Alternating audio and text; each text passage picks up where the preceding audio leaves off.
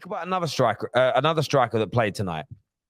What was your thoughts on a certain Darwin Nunez tonight? He did score, but no chances created, no assists, possession lost 9 times. Good pass completion rate. But what was the take on Darwin today? So I guess for me, I wanted to know kind of what Liverpool fans were thinking about this as well, because going into such an important game, Jota looks good, Firmino looks good, Salah looks good. You could drop him and not play him, because even though, people are kind of clutching for straws saying that he's looking really, getting better and better, he's not really fitting in. And it feels like Liverpool want to go kind of back to the way that they played before, having technical players through the middle, being able to make those connections, being a lot more fluid. It feels like that's where the players, how they want to express themselves.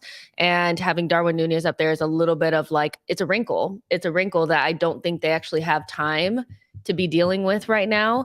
He's a player that, is going to need more, and I don't know if they can wait around for him right now, because there's 3 players that are playing really well. You could bring Fabinho back in. There's other things that you could do to make sure that you don't get slapped against City. Like watching him today, I know he scored, but I watched him today. I was like, yo, thank the Lord we didn't sign him. You know what I mean? Like, that's the third part of the United starter pack. That's the third part. Darwin Nunez is.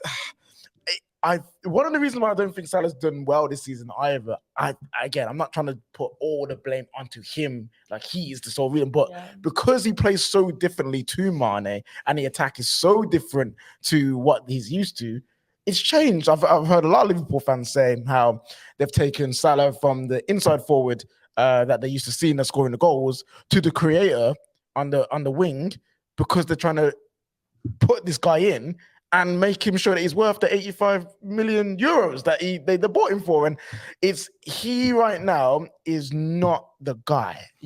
Right now he's not the guy. And if you're going to build an attack around him, I think what you do what Benfica did, put him on the left, allow Firmino to play him in, and maybe you might see a different. But him right now in the center of the pitch, especially with Firmino coming into form, playing so well, you kind of have to. And what is going to be the cost of having Darwin Nunez in your team right now? What is that cost? How many goals? How many points? Because Liverpool cannot just be dropping these points unless they're going to say we are rebuilding and we're willing to let these points just go to the wayside for the sake of rebuilding for the long term. I'm not sure that that's really where they're at. Look, I agree. Look, I think when I look at Darwin, the one thing about players that are unpleasing on the eye is when they have bad games, it protrudes. You see it. It's smelly.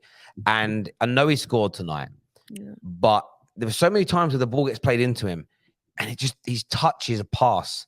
It bounces off his legs. His feet get all muddled up in front of him, and he slows down the flow of play, which is one of the reasons why I think Mo Salah's being asked. And if you look at his heat maps, Salah, from last year to this year, you see him out wide more, and he is being requested, and it's fair because you do that. You make sacrifices for your team as an individual player.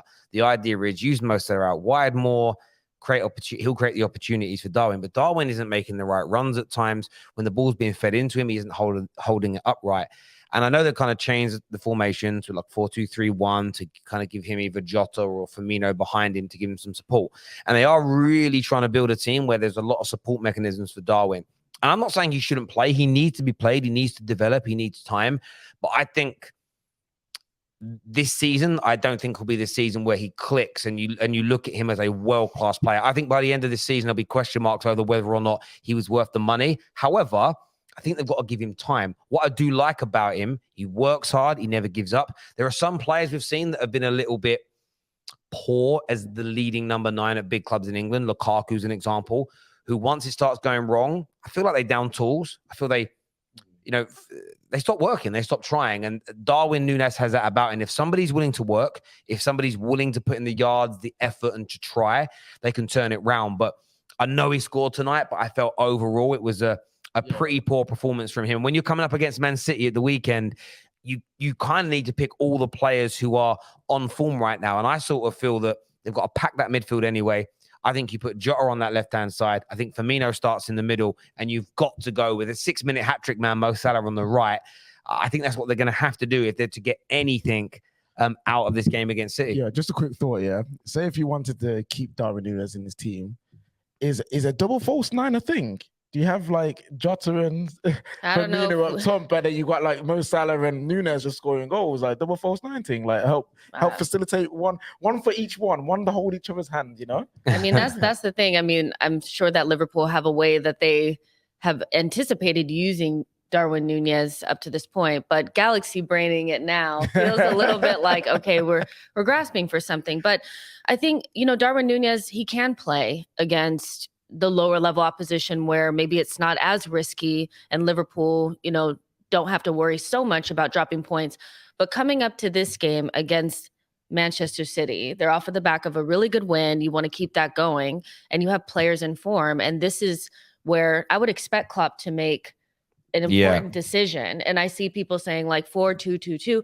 I think you have to get him off the pitch. Like, I just think you have to get him off the pitch and let the players play the way that they want to. They look so much better today, I thought. Like, Firmino looked really good. Salah looked good. Just keep playing off of that. Yeah, no doubt at all. I've got a super chat here I want to go to that says...